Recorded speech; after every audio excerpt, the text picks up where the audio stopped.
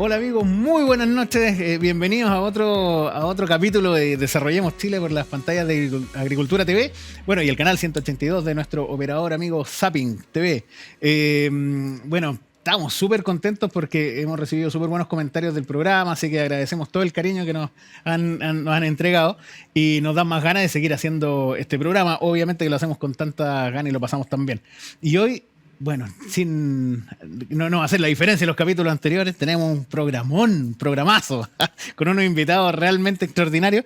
Y en nuestro primer bloque tenemos un invitado que la verdad yo admiro mucho, porque lo sigo hace mucho tiempo, y la verdad estoy muy de acuerdo con muchas cosas que él siempre está promoviendo. Y bueno, vamos a salir un poco del tema de emprendimiento propiamente tal, y hoy día vamos a hablar de economía con este invitado que, les cuento, por ejemplo, es doctor en economía de la Universidad de Washington en Seattle, máster en economía en Sydney, ingeniero civil también de la Universidad de Chile, o sea, tremendo currículum. Así que nos vestimos de etiqueta, aunque no tenemos la etiqueta, para recibir a nuestro amigo doctor en economía, Jorge Rojas. Un gran agrado tenerte acá. Bienvenido, muy buenas noches. Muchas gracias por la invitación, Miguel. Muchas gracias. No, feliz. Muy Es todo contento de estar acá. un honor tenerte acá porque bueno, los temas de economía en sí son fundamentales para el crecimiento de cualquier sociedad y tu enfoque a mí en lo personal me gusta mucho. Un enfoque bien centrado, bien pragmático, sin ideologías de por medio, sino orientado a lo que funciona. Y ese siempre ha sido tu énfasis en todo tu trabajo. Y para partir, te quería hacer una pregunta, porque tenemos mucho que conversar. Y te quería hacer una consulta para después entrar en materia ya más pragmática. ¿Qué es lo que te inspiró a ti a meterte a analizar estos procesos económicos, tener esa visión tan pragmática y tan clara, certera al resultado, a mejorar la calidad de vida? Mira, la verdad es que yo estudié ingeniería civil en obras civiles. Ya yo estudié ingeniería civil hidráulica en la Universidad de Chile.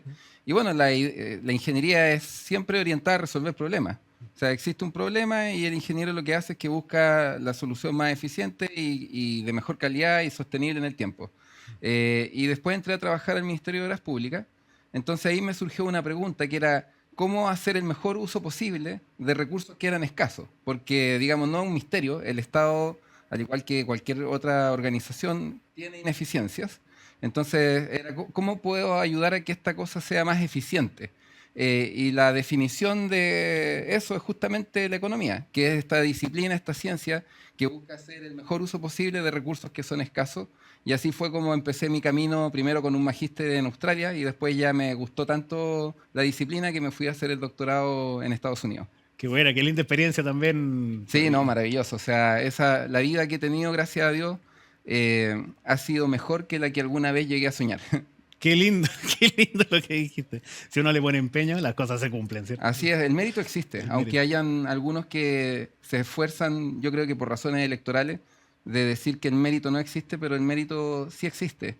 Lo que pasa es que, claro, puede que a veces para algunos sea un poco más fácil que para otros, pero hay que perseverar nomás.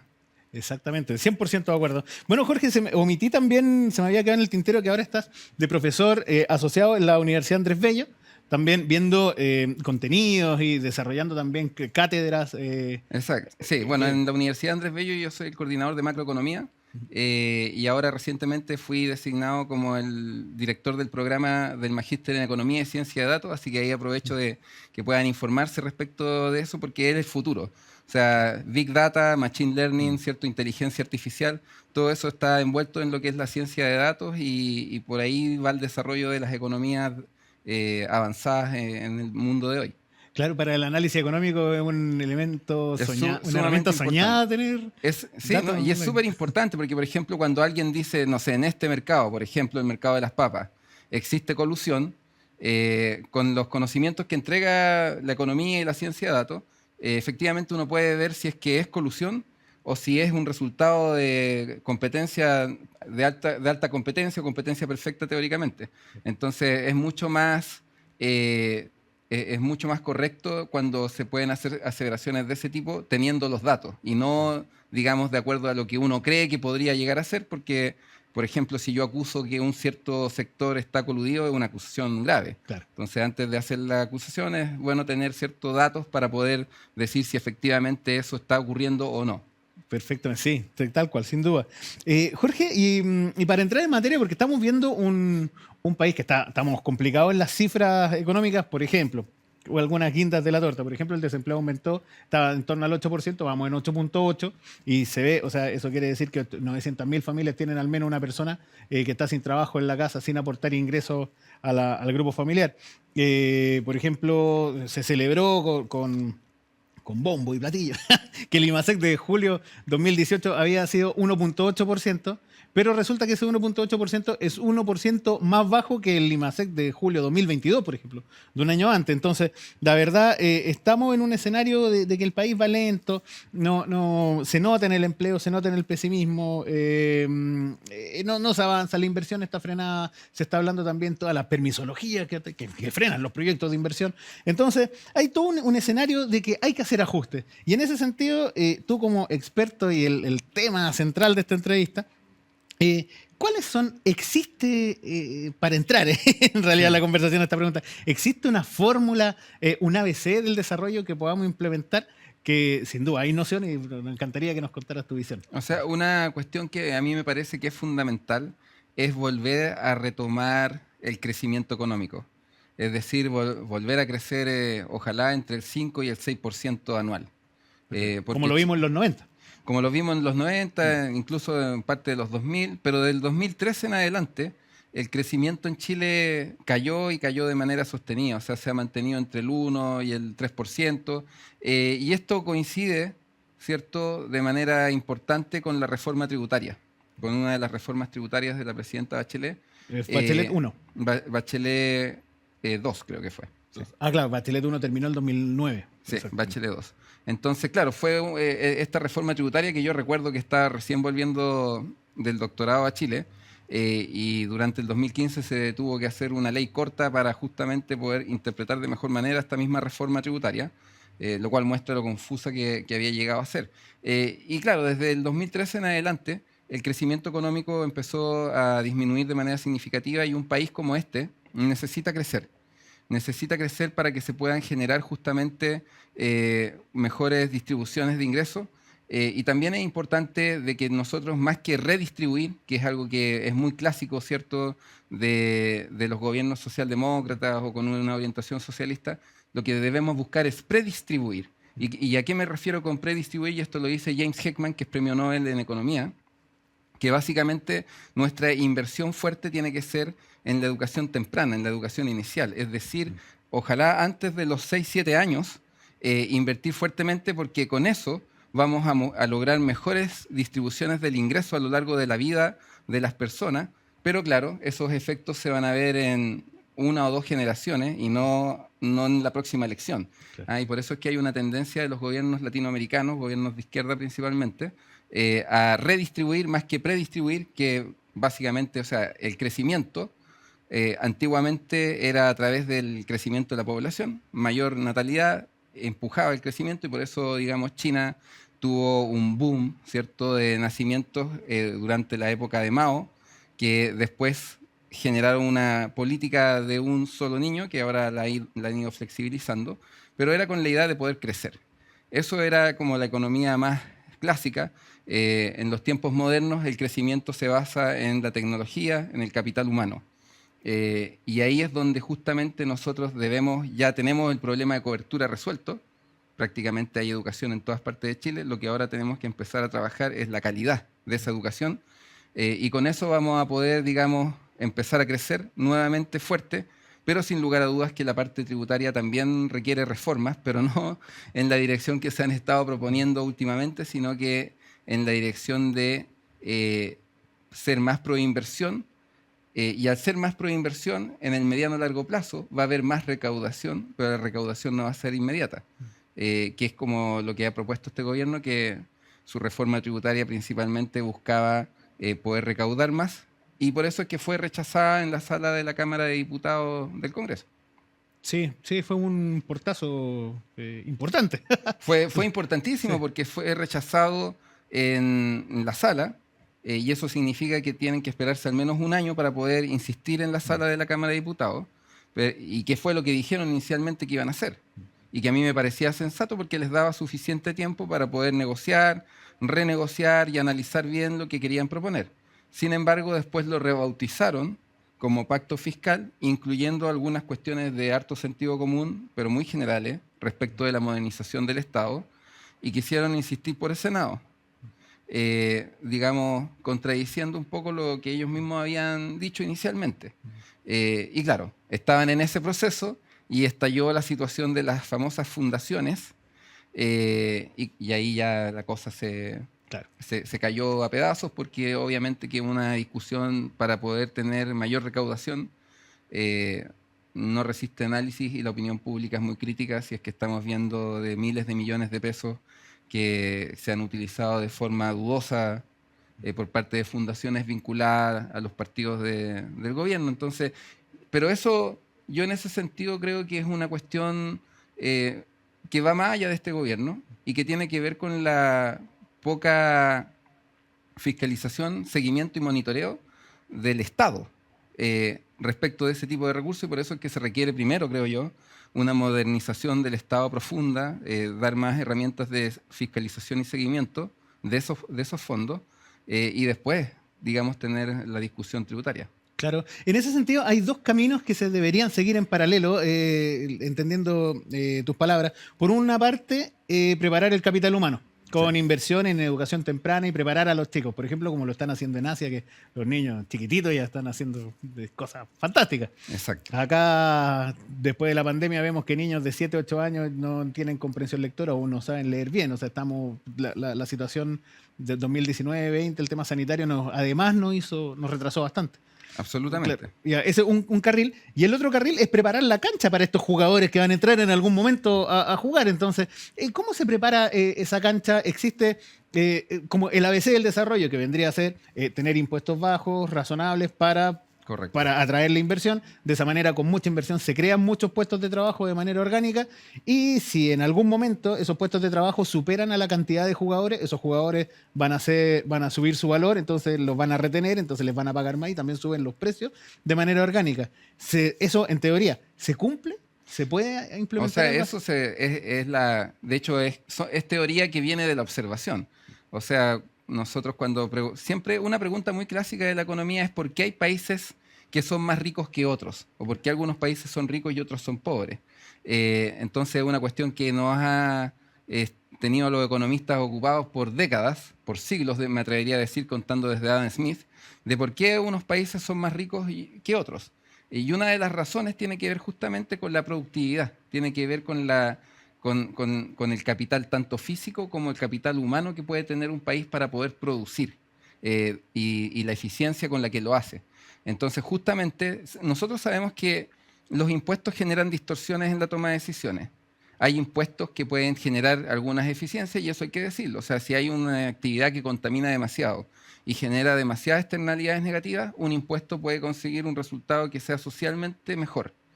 Pero en general, los impuestos crean ineficiencias, generan distorsiones. Entonces, si yo estoy subiendo demasiado los impuestos, evidentemente que estoy desincentivando cierto tipo de actividades, y lamentablemente por razones ideológicas, en algunos países, particularmente en Latinoamérica, tienden a subir los impuestos que desincentivan la inversión. Entonces, porque aquí hay un modelo que es bien básico, pero que es muy bueno para entender los mecanismos que ocurren, y que se llama el modelo Ramsey. Y lo que el modelo Ramsey básicamente dice es que el impuesto que menos distorsiona la toma de decisiones es el impuesto al consumo. O sea, si yo quiero recaudar, debería poner impuesto a los bienes de consumo. ¿Ya? Es decir, pensemos, por ejemplo, en el IVA. Los impuestos que distorsionan un poco más, el impuesto al trabajo, y el más distorsionador de todo, el que genera el mayor desincentivo, es el impuesto al capital, que justamente es lo que un país necesita, es inversión. Y si yo tengo un impuesto al capital muy bajo, la inversión va a caer. Y si la inversión cae, significa que mañana voy a producir menos porque voy a tener menos capital disponible. Entonces, tener impuestos bajos que se gasten eficientemente, y con una población que está adquiriendo tanto educación formal como ganando experiencia, es decir, capital humano, esa es la receta clave para el crecimiento de mediano a largo plazo. Y para poder tener más productividad, también necesitamos un Estado moderno, ágil, eficiente, y no que por razones ideológicas no permita que se implementen ciertos proyectos de inversión que en muchos casos las mismas comunidades quieren que se implemente.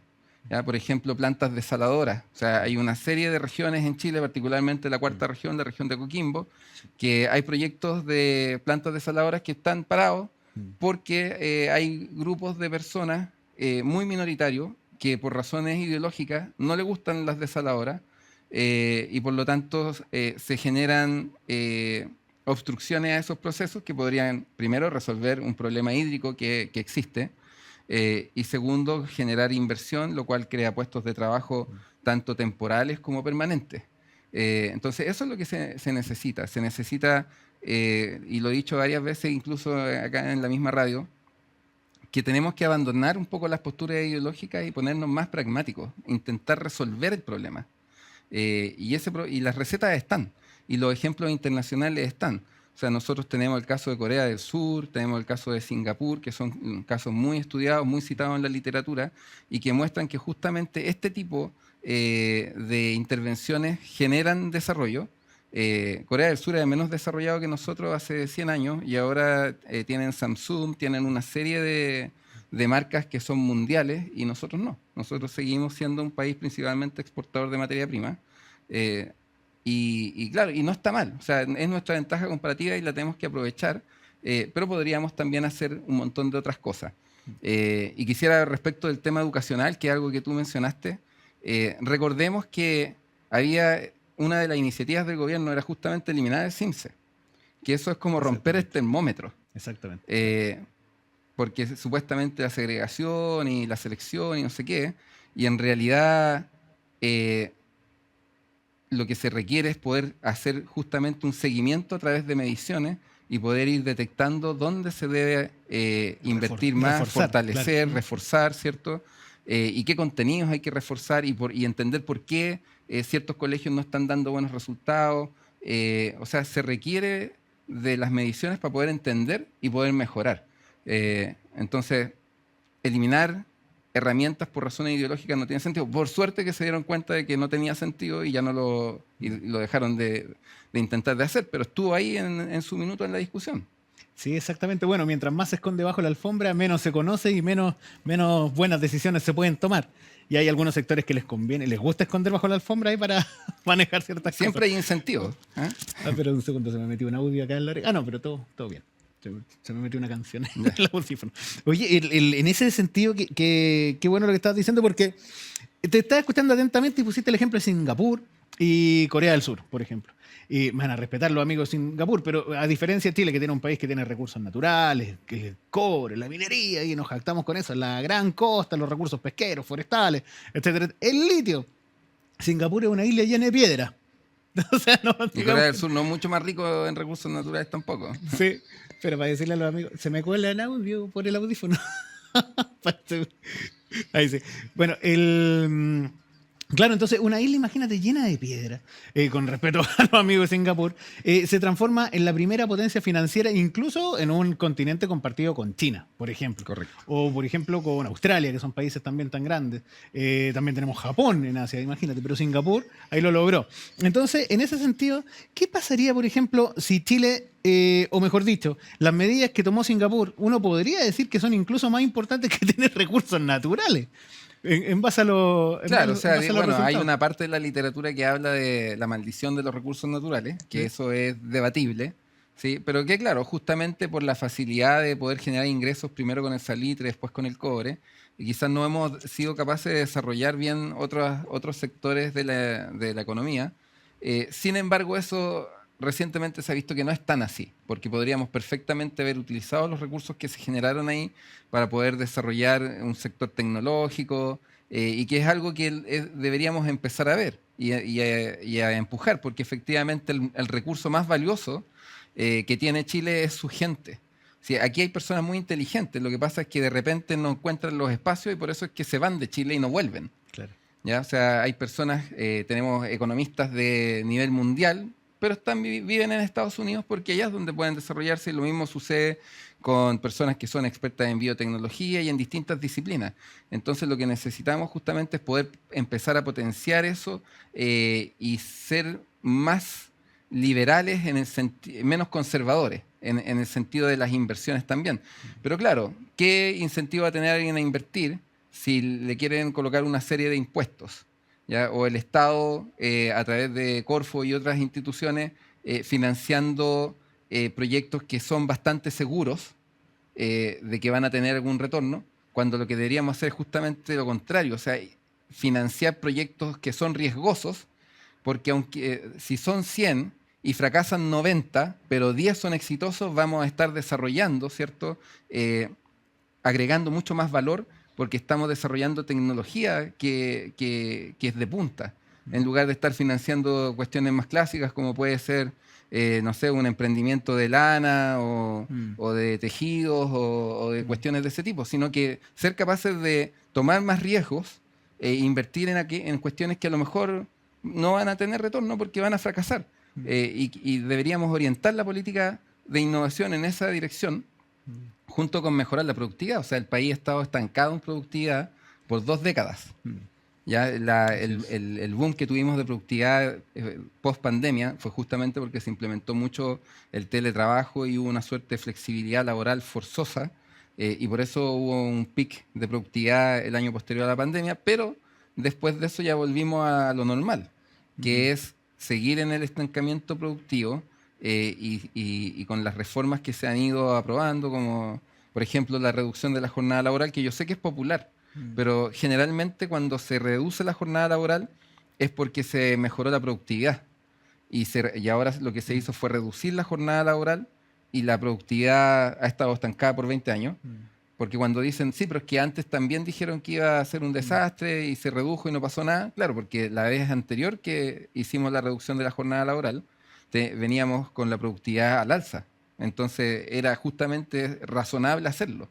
Pero ahora se hizo por una razón ideológica, y de hecho recuerdo que había diputados que proponían 39 horas y otro ponía 38 porque ya era quien proponía la menor cantidad de horas. Menos era el más popular. Exactamente, y probablemente las 40 era porque 40 suena como un número redondo y a lo mejor hubiese sido mejor hacerlo con 42 y con más gradualidad. O sea, falta más metodología en la definición de políticas públicas, y eso también creo que es parte de la modernización del Estado que uno debe exigir. Sí, hay... Y también extrañamos desde las autoridades una visión que atraiga inversión para desarrollar. Mira, estaba tomando apuntes, por ejemplo, industrias claves que Chile está liderando. Biotecnología, tremendo emprendedor en biotecnología, y también el desarrollo de la academia, fantástico. Nanotecnología, nanocobre, nanomateriales, en fin, estamos liderando. Y que de hecho esas dos son dos de las industrias claves de esta centuria. De acuerdo a organismos internacionales, por ejemplo, el Banco Mundial las declaró como industrias claves. Tenemos litio, que es algo que podría también desarrollarse mucho, y que ahí vemos la política, la estrategia nacional del litio, que no sabemos muy bien. Es bastante mala, ¿eh? Mira, lo voy a decir en términos coloquiales, lo que el Estado dijo, bueno, vengan todos los inversionistas a invertir acá, usted hace el 100% de la inversión, construye, deja operando la planta y al momento que esté operando, el 51% es mío y el 49% es suyo.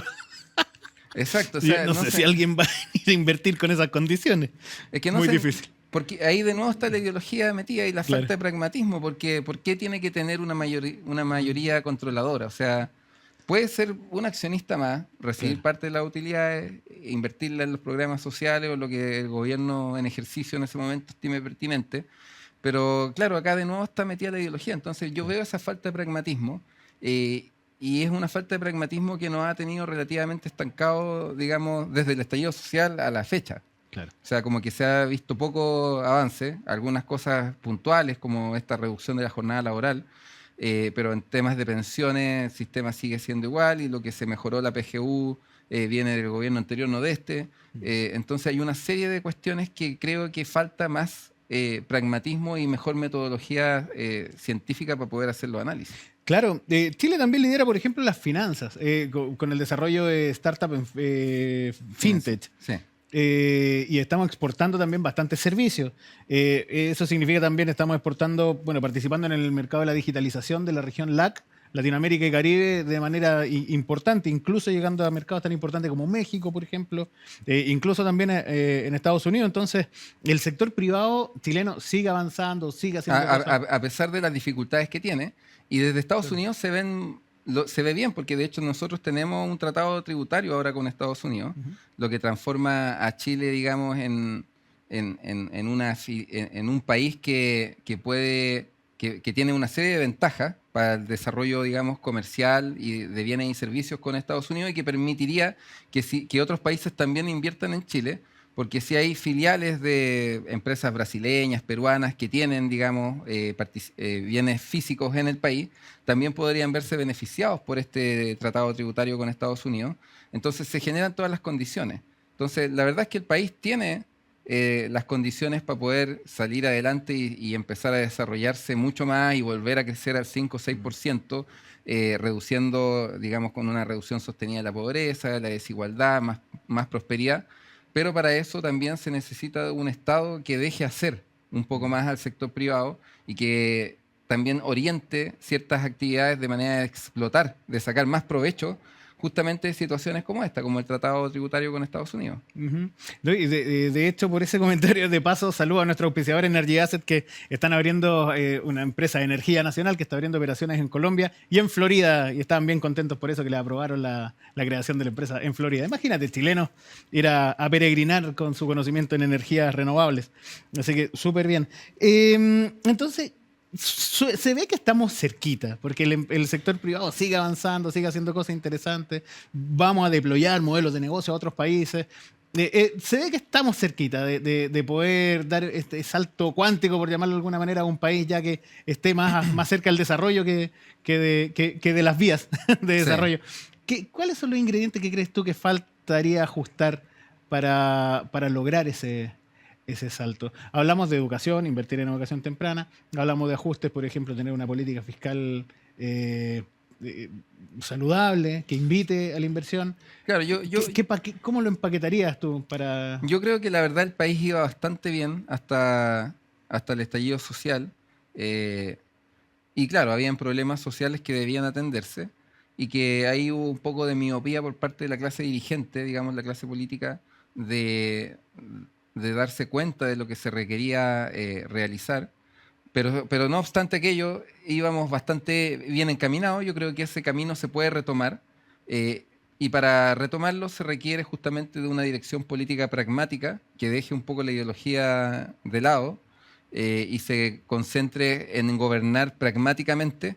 Y también por parte del sector privado de que haya más competencia, y que las pymes tengan más libertad. O sea, nosotros necesitamos seguir potenciando las pymes porque el mercado laboral, por ejemplo, en los 90 el 80% del empleo era dado por las pymes. Hoy día es el 50%. O sea, hubo una contracción de cuántos empleos generan las pymes. ¿Por qué? Porque hay una concentración en las grandes empresas. Y claro, si nosotros seguimos colocando rigideces en el mercado laboral que afectan directamente a las pymes, esa concentración por parte de las grandes empresas va a seguir ocurriendo. O sea, la semana pasada había un grupo de diputados que proponían que el aguinaldo de fiestas patrias fuera obligatorio. Entonces eso significa ponerle otra carga más a las pymes y por lo tanto se hace mucho más difícil su existencia y se empiezan a generar incentivos con tantas restricciones a que se mantengan en la informalidad. Y si nosotros queremos recaudar más impuestos para poder financiar programas sociales, necesitamos que de informales pasen a formales y no al revés. Entonces se requiere, digamos, esa visión de que el mercado, y reivindicar algunas palabras, o sea, ahora hablamos de emprendedores, ¿cierto? Pero en realidad son empresarios. Y está bien llamarlos empresarios. Y está bien hablar del mercado, del libre mercado, en lugar de estar siempre usando eufemismos como la libre competencia. O sea, si el mercado es positivo, y el mercado lo conformamos todos. O sea, si tú eres productor y yo soy consumidor y yo te compro a un precio que negociamos, eso es el mercado.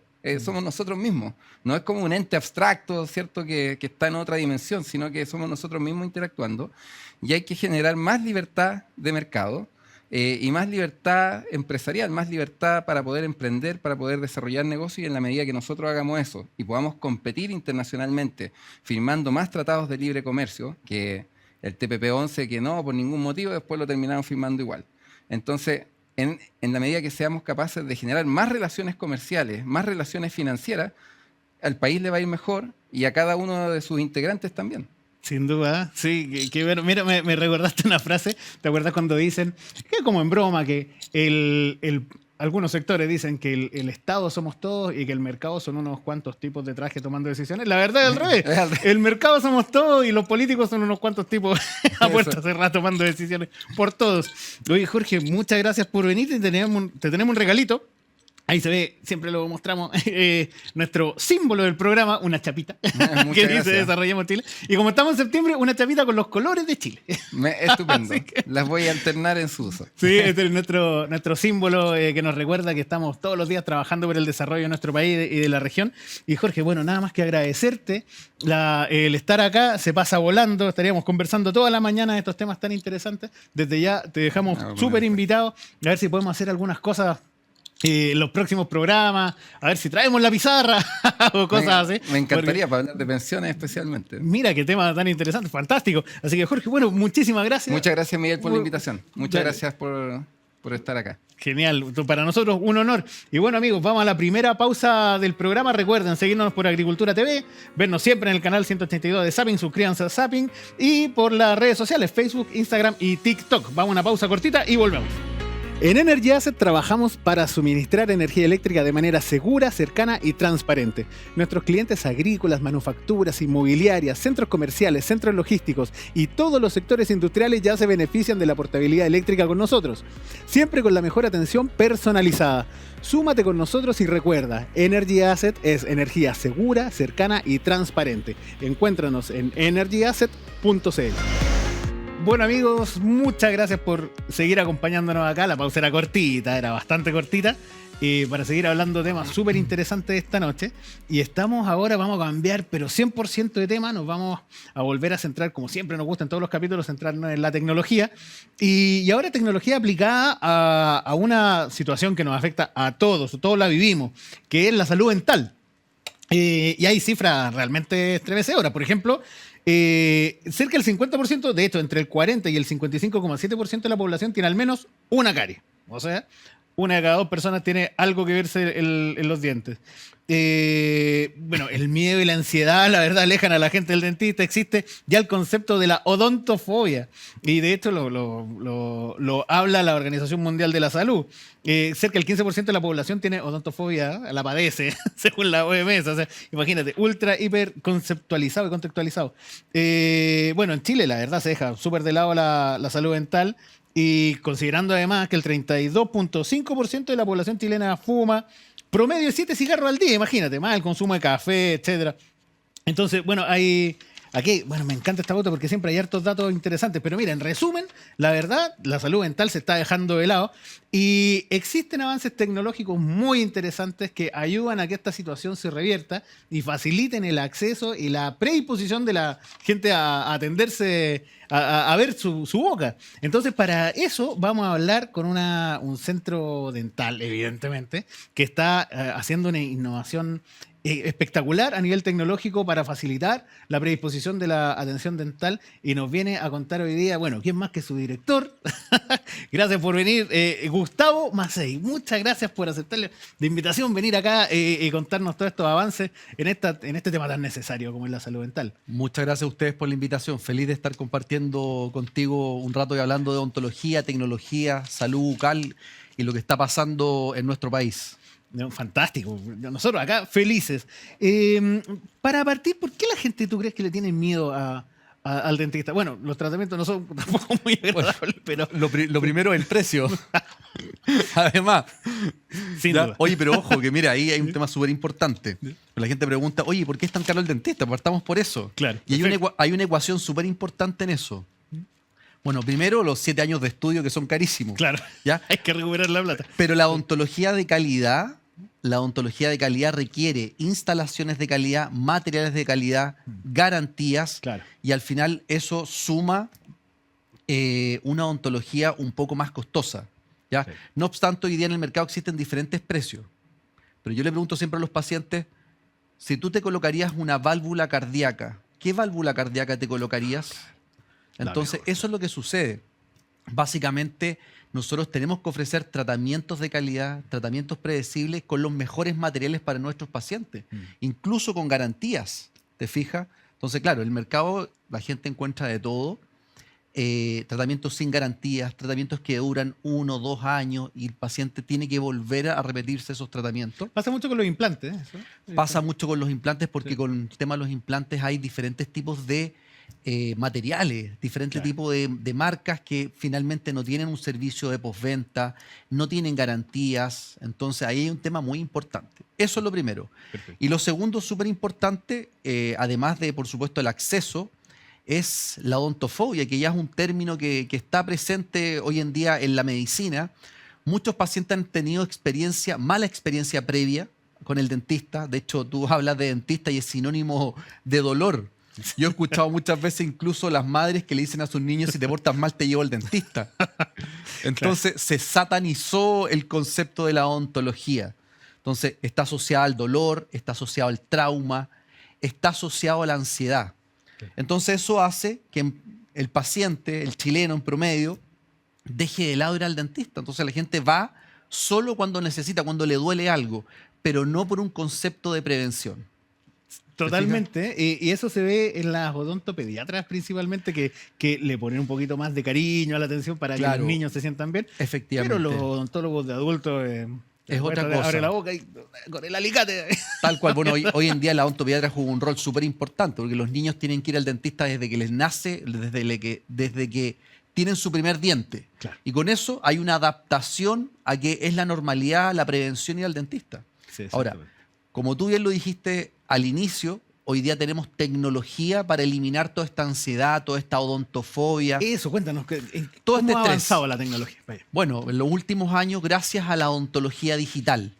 Lo primero que la gente tiene miedo, ¿cierto?, es la anestesia. Claro. La anestesia, que la aguja, que me dan miedo los pinchazos, eso es lo primero. Hoy en día contamos con anestesias computarizadas, donde la inyección prácticamente no se siente porque es mediada por un computador. Ya eso es lo primero, de entrada. Wow, interesante. O sea, adiós a la aguja. A la clásica aguja. Claro. Ahora, hay algo súper importante, que la gente también no va al dentista porque me dice: pucha, voy al dentista y son muchas sesiones. Tengo que ir muchas sesiones, tengo que pedir permiso en el trabajo, tengo que estacionarme, tengo que perder el tiempo. Entonces, el concepto hoy en día, además de ser una odontología mínimamente invasiva, es que el tratamiento sean menos sesiones. Entonces, gracias a la odontología digital, hemos logrado que hoy día tú te puedes hacer una corona sobre un diente en una sesión. Wow, puedes hacer tratamientos en una tarde, en una mañana. Tenemos muchos pacientes que vienen de provincia a atenderse con nosotros y los dejamos listos en un par de días. Entonces, eso también ha cambiado un poco el concepto de la odontología como a largo plazo.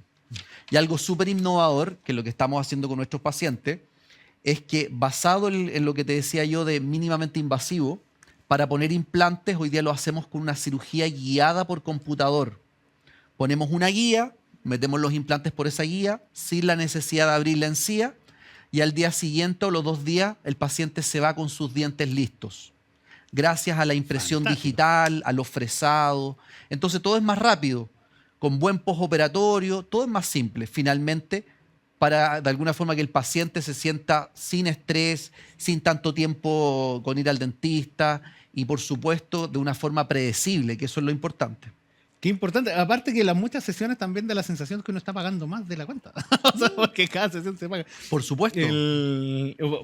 Bueno, quizás si uno hace el presupuesto completo, raya para la suma, capaz que no se pague más, pero da esa sensación. De todas Pero maneras. en todo caso, el tiempo. El tiempo es algo. No, algo el clave. tiempo es clave para todo, para el dentista y sobre todo para el paciente, porque tú hay 10 sesiones, tenés que pedir permiso, obviamente en el trabajo, tienes que buscar un estacionamiento, hay varios ítems que se van sumando. Okay. Entonces, muchos pacientes dicen: ¿sabes qué? Prefiero que hacerme el tratamiento en 2 días completos y listo. Claro, la certeza también en el diagnóstico que permite la tecnología. Claramente. Te da más elementos para poder ponderar más variables. Por supuesto, hoy en día, gracias a todos nuestros equipos 3D, radiografía, escáner dental, podemos hacer un mejor diagnóstico y así entregar una solución más completa. ¿Ya? Muchos pacientes hoy en día, por ejemplo, de adultos mayores, buscan incluso tener sus dientes derechos. Y hoy día tenemos algo que habíamos conversado nosotros, los alineadores dentales, Claro. que son esta ortodoncia invisible, Exacto. que de acuerdo al diagnóstico de nuestro ortodoncista, se colocan estos alineadores y en un par de meses, 3, 4 meses, 6 meses, Ya se van viendo los resultados. dientes están completamente listos. La ortodoncia tradicional, 2, 3 años con los famosos brackets y todo eso, ¿te fijas? Sí. Y bueno, y eso gracias a la odontología digital. La odontología digital ha hecho que esto sea predecible y que podamos imprimir nuestros alineadores en la misma clínica, tener el laboratorio ahí, cosa de entregar soluciones en el momento. Y no, véngame a ver la próxima semana, véngame a ver en un mes más. Claro. No, eso ya no existe. En esos equipos también ha ingresado bastante bien la inteligencia artificial, también para hacer estos modelos predictivos, porque según lo que he podido ver también como paciente, estos escáner digitales ven la estructura ósea, el hueso, los dientes, la posición, etcétera, y van proyectando un poco cómo puede ser el movimiento de acuerdo a la estructura propia de la cara de cada paciente. Exactamente, eso es súper importante. Mira, la inteligencia artificial se vino a apoderar de muchas situaciones dentales también. Nosotros tenemos un escáner, por ejemplo, que el escáner, bueno, escanea los dientes en 3D y el escáner te entrega sugerencias de cómo podrían quedar los dientes. No obstante, ese análisis tiene que ser de acuerdo al profesional. Claro. Y el análisis, por ejemplo, para diseñar una sonrisa, tiene que ver mucho con tu biotipo facial, tu forma del labio y lo que busca el paciente. Porque hay Claro. pacientes que dicen, ¿saben qué? Yo quiero mostrar más dientes, quiero mostrar menos dientes, quiero sonreír de esta forma. Todo eso el software me lo sugiere, pero al final el que termina decidiendo es el dentista con el paciente. Claro. Sí, pasa a ser un tema primero de salud y después el componente estético viene. Viene, Efectivamente. Primero tener toda la dentadura sana, que vimos que el 50% de la gente tiene caries o no tratadas. Es impresionante eso. Impresionante. Es impresionante la cantidad de gente que tiene caries y básicamente hay cifras, por ejemplo, como 7 millones de chilenos que no pueden acceder a salud bucal de calidad. Claro. Básicamente, y ahí nos metemos en otro tema, básicamente es El tema porque... acceso por el, Exactamente. por pagar. Existe muy poca articulación entre el sistema público y el sistema privado. Entonces, tenemos una sobrepoblación de dentistas, que muchos de esos dentistas hoy en día lamentablemente están sin trabajo.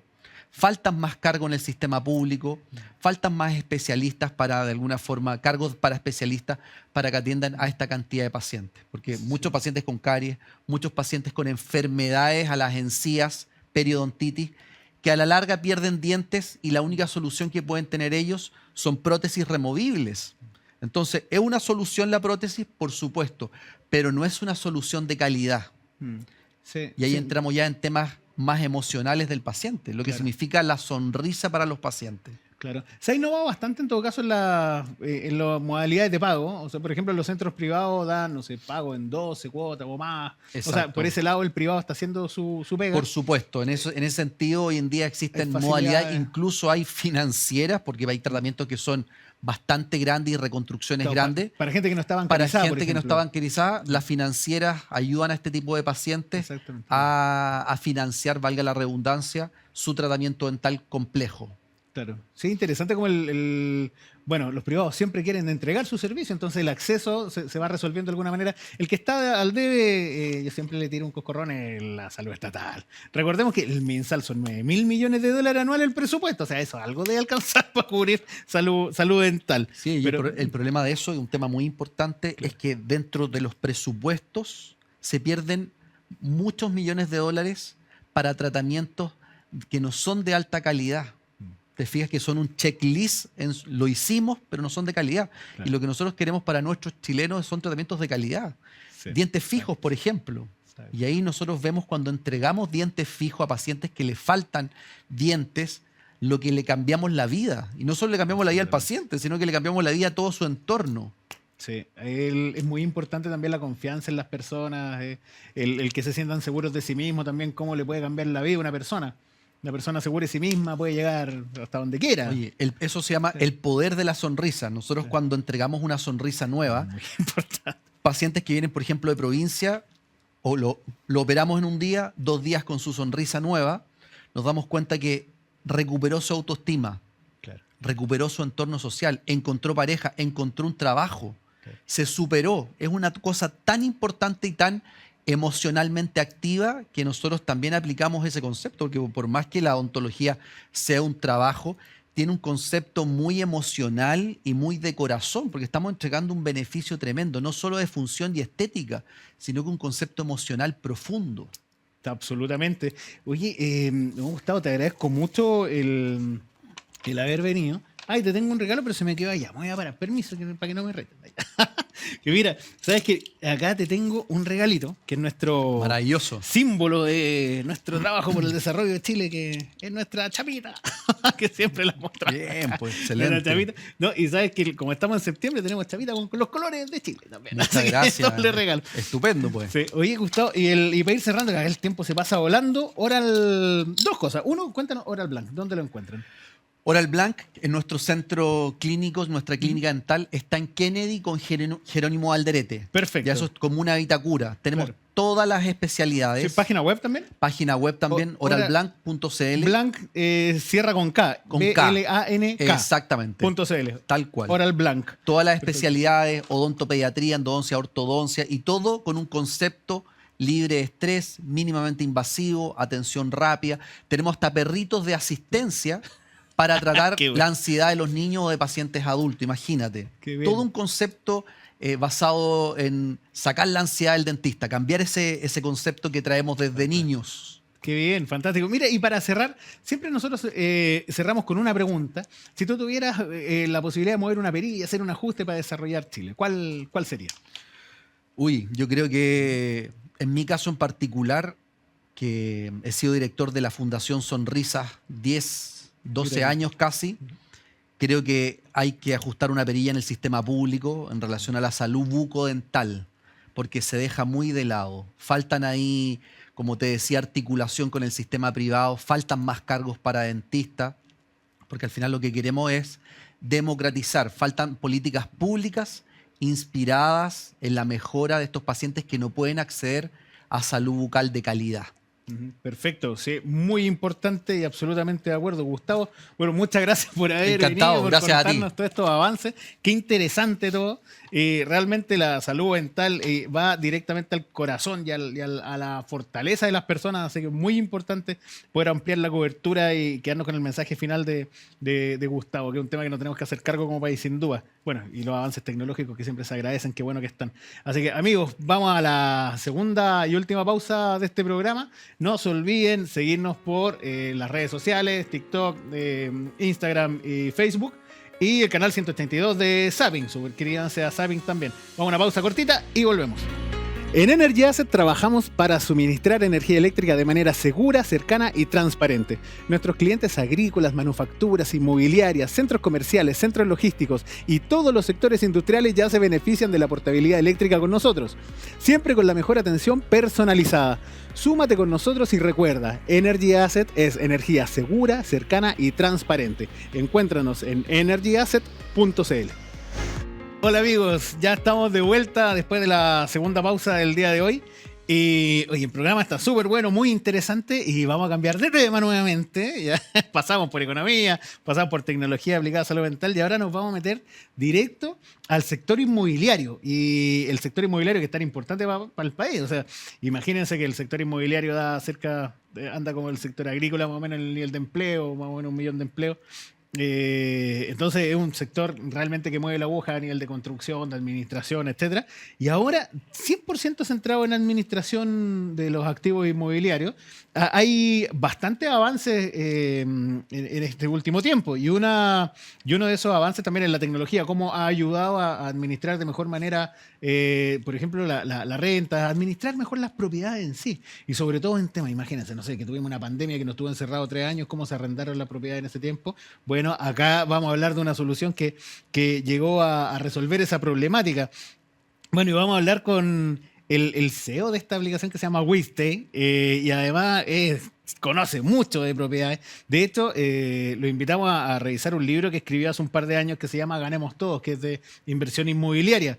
Y estamos hablando de Nicolás Díaz. ¿Cómo estás, Nicolás? Bueno, muchas gracias, Miguel, por invitarme a este tremendo programa. Encantado nosotros de tenerte acá, a una persona que conoce tanto una industria que es súper importante, porque a todos les pega, ya sea como comprador o vendedor de alguna propiedad, como arrendatario, como arrendador, como inversionista en propiedades. O sea, las propiedades nos pegan a todos.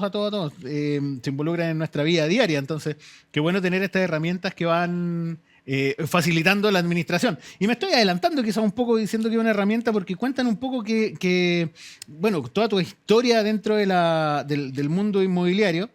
Eso, cuentan un poco la historia, cómo nació esto, porque ¿cómo llegaste a Wistay? Y después, por favor, cuéntanos qué es Wistay. Bueno, sí, efectivamente, me quedo un poco con el comentario que hiciste, que el mercado del sector inmobiliario es un poco el motor de la economía.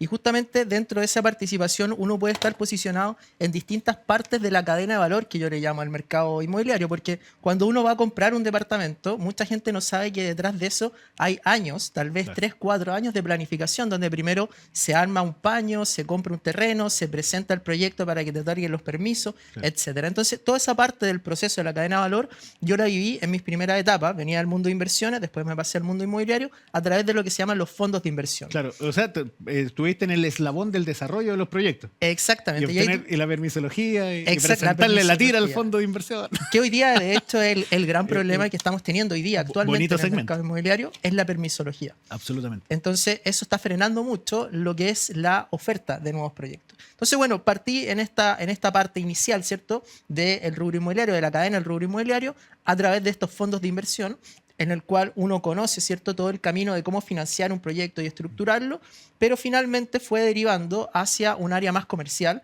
hacia la venta y finalmente a la administración del activo inmobiliario, que es la próxima gran tendencia que ya se está dando, que a medida que se va desarrollando el mercado, en este caso el mercado chileno, y también ya tenemos algunas fichas en otros países, tú vas en el fondo posicionándote como un administrador del activo inmobiliario. Y a través de eso vas generando alianzas, negocios con tus clientes, con tus proveedores, con un poco con el ecosistema. Súper interesante porque los fondos de inversión siempre están atentos a dónde invertir, dónde poner las lucas. Y esta herramienta también, o esta visión que tú estás implementando en tu solución, va orientada también al asset management, en el fondo. O sea, cómo orientar de mejor manera y administrar mejor tus propiedades. ¿Va por ese lado? Absolutamente. Ya. En el fondo es cómo mantienes la rentabilidad del activo en el tiempo. Porque una cosa es comprar bien y otra cosa es después concretar esa plusvalía, por así decirlo, y que se traspase a tu bolsillo. Y si tu propiedad no fue bien mantenida, o si el edificio está lleno de problemas, si los gastos comunes, por ejemplo, muy buenas inversiones, estamos viendo ahora un ejemplo concreto en San Miguel de un edificio que está bien hecho, a buen precio, muy buena ubicación, pero que los gastos comunes son el doble, son 140.000 pesos por un departamento o un dormitorio, porque hay algunos problemas de calefacción, etcétera. Entonces, ¿quién va a comprar ahí o arrendar ahí? Y que cumplía todos los cheques. Entonces, la mantención del activo inmobiliario, tanto la propiedad como el edificio en sí, o el condominio, ¿cierto?, hoy día es fundamental. Claro. Y esto viene en realidad para usted, señora, señor, que está en la casa, por ejemplo, si realiza una inversión inmobiliaria y compra 2 departamentos de un dormitorio, por ejemplo, en Santiago Centro, por ejemplo, para renta.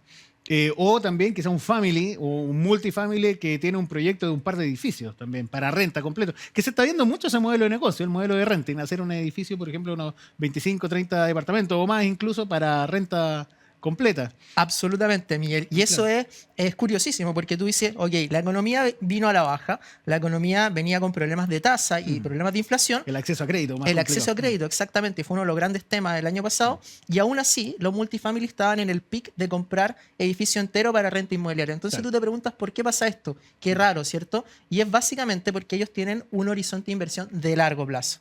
Pensando en los 15, 20, próximos 25 años, entrando con muy buenas condiciones comerciales, obviamente con tasa alta, pero que se compensaban con creces con los descuentos que te iban haciendo la inmobiliaria, y ahí tomaron posiciones y empezaron a comprar estos edificios enteros para destinarlo a lo que se llama renta residencial. Perfecto. Renta residencial en escenarios de dificultad de acceso a crédito para la gran mayoría de la gente. Bueno, desempleo, baja un poco las rentas también y aumento de las políticas de riesgo de las compañías financieras, bancos, etcétera. Sí, fue un temazo que pegó fuerte, pero bueno, siempre salen opciones, por ejemplo, el negocio de renta inmobiliaria. Entonces, ahora entrando en la materia tecnológica, Westy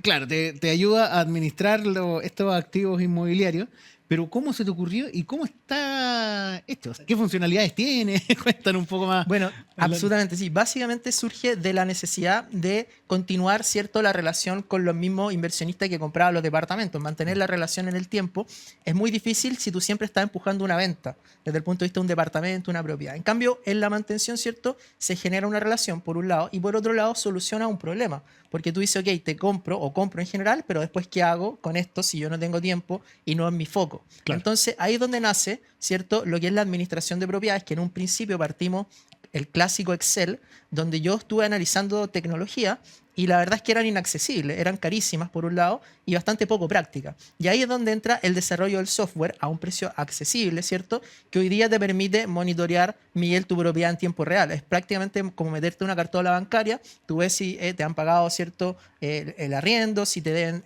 luz, agua, gas, gastos comunes incluso. Está todo ahí en tiempo real, en línea, y cada propiedad tiene una bitácora con todo el track record y todo el historial de los trabajos que se ha realizado, de las mantenciones, reparaciones, y todo de manera muy transparente y muy fácil de acceder a la información. Qué fantástico. Y bueno, y todo digital. Y podríamos decir que ahora un activo como un ladrillo, un edificio, o sea, más físico imposible que un edificio, que una propiedad, ¿se puede administrar 100% online? Mira, la verdad es que se puede, pero yo no lo recomiendo. A la gente que nos está escuchando, yo le recomiendo que genere una relación con su administrador, con su proveedor del servicio de administración. Porque en el fondo hay empresas que ya han crecido mucho y tienen 20.000, 15.000 propiedades bajo administración y uno es un número más. Aunque tenga Claro. 10 propiedades, que para una persona natural es un montón, en esa escala de números, tú con 10 propiedades tampoco eres relevante. Entonces, yo le recomiendo a la gente que conozca en persona a su administrador, que obviamente todo el proceso sea basado en la tecnología. Es como cuando tú vas al banco. Al final, tú puedes estar en un banco excelente, pero es muy importante la ejecutiva que te atiende. Y aquí yo creo que es un poco lo mismo. Tratamos de dar este servicio tecnologizado, pero a la vez personalizado. Qué bien. Le está resolviendo un dolor de cabeza bastante importante, sobre todo a los inversionistas con gran volumen de departamentos. Porque claro, uno puede tener un departamento, dos que los tienen arriendo, y quizás hasta ahí es humanamente manejable, independiente que te dediques a otra cosa. Pero, por ejemplo, algún fondo de inversión que tenga 2 edificios, o sea, es algo más complejo. Algo más complejo. Y a nosotros siempre nos gusta mostrar estos emprendimientos y estas innovaciones que van a facilitar la labor de industrias tan importantes como la construcción, que da tanto empleo en Chile. O sea, cientos de miles de personas trabajan en la construcción. De hecho, ¿te acuerdas en pandemia cuando se frenó la construcción? Cerca de los 200.000 empleos que se perdieron. Gran parte fue por comercio, pero gran parte fue por el frenaje también de la construcción. Entonces, con Westside, por ejemplo, le pasamos el dato de inmediato a todos los multifamily. Métanse a Westside, ¿cómo? Westside.cl. Westdayrent.com. Westside. Claro, vamos. Westai. Lo voy a decir como fonéticamente hablando. Westai. Rent.cl. Genial, westayrent.cl. Yo lo anotar acá también porque está muy interesante. Oye, entonces, bueno, dejando un poco de lado la tecnología, porque mira, acá esta aplicación tiene pública y gratis tu propiedad para arriendo o venta. O sea, también es como un marketplace. Es como un marketplace, exactamente. Que es genial, o sea, publicas ahí mismo y después se firma el contrato también a través de la plataforma. Mira, ahí es donde entran los proveedores, porque al final lo que uno hace en estas tecnologías es integrar, ¿cierto?, los distintos servicios de los distintos proveedores. Y ahí hoy día nosotros trabajamos con firma virtual, aprovecho de dar el dato, que son nuestros partners y amigos, y la verdad es que facilita mucho todo lo que es la firma de los contratos, que fue justamente lo que tú mencionabas, Miguel, en pandemia. Imagínate toda la gente en pandemia con una reducción de su ingreso brutal. ¿Qué hacía si no podía seguir pagando el arriendo? Y a su vez le generaba un problema al propietario que no podía pagar su dividendo. Sin embargo, hubo un congelamiento de dividendos, pero una cadena. cadena. Entonces, lo que hacen, lo que nos permitió, ¿cierto?, en tecnología, fue que todos estos administradores, corredores, etcétera, se tuvieron que poner las pilas, por así decirlo, tecnologizarse y empezar, por ejemplo, a mostrar las propiedades con el video, porque no se podía hacer visita. Claro. Y ahí es donde entra, ok, quiero esta propiedad, me quiero ir, por ejemplo, o quiero arrendarla, pero ¿cómo sigo? ¿Cómo firmo el contrato? Porque no podía ir a notaría tampoco. Y ahí es donde entra, ¿cierto?, esta tecnología de firma virtual, de firma electrónica, que viene un poco a hacer el trámite notarial online. Qué bueno. Invitamos también a los corredores de propiedades que se metan a Wisted Rent. Estamos preparando una sorpresa para los ¿En corredores serio? de propiedad, un B2B. Atento, corredores. A un B2B Social Prop. Esperamos próximamente. La verdad es que es bien difícil hacer este trabajo y hacer la tecnología y los desarrollos de una manera comercial, amigable, fácil, barata, Sí. que requiere mucho tiempo. Ya llevamos más de un año desarrollando esa tecnología. Esperamos que este año podamos lanzar. Qué bien, me alegro mucho. Bueno, Nico Díaz, tremendo crack del mundo inmobiliario. Te tengo un regalo, nuestra chapita, que es nuestro símbolo del programa, de nuestro compromiso con el desarrollo de Chile, y también una chapita de Desarrollemos Chile 18 con los corredores. No, tremendo. Aprovechando tremendo. que estamos en septiembre, el mes de la patria. Oye, y muy breve, porque ya nos tenemos que ir, pasa volando el tiempo. Siempre hacemos esta pregunta. Si tú pudieras hacer un ajuste, mover una perilla para desarrollar Chile, ¿qué harías? Bien breve. Mira, básicamente hoy día lo que yo veo que se necesita mucho es la capacitación de la gente, porque hay programas de apoyo en capital, de apoyo en emprendimiento, ¿cierto? Y todo el mundo habla del ecosistema. Pero a la hora de encontrar estos profesionales que trabajen arquitectura, diseño de sistemas de red, de desarrollo, de programación, es ahí donde hay una falta de profesionales, no solo en Chile, sino que yo diría en toda Sudamérica. Sin duda, el foco en la vocación y la capacitación. Nico, muchas gracias por venir. Gracias a ti muchas por la gracias, nos quedamos invitación. con tu mensaje. Bueno, ven, cuando quiera contarnos las novedades también. Y bueno, amigos, se pasa volando, como siempre, temas muy entretenidos acá en Desarrollemos Chile. Recuerden, todos los martes a las 10 de la noche, capítulo de estreno. Véanos por Agricultura TV, canal de YouTube, 182, canal de Zapping, y por las redes sociales, TikTok, Instagram y Facebook. Así que bueno, nos vemos la próxima semana. Un abrazo, chao, chao.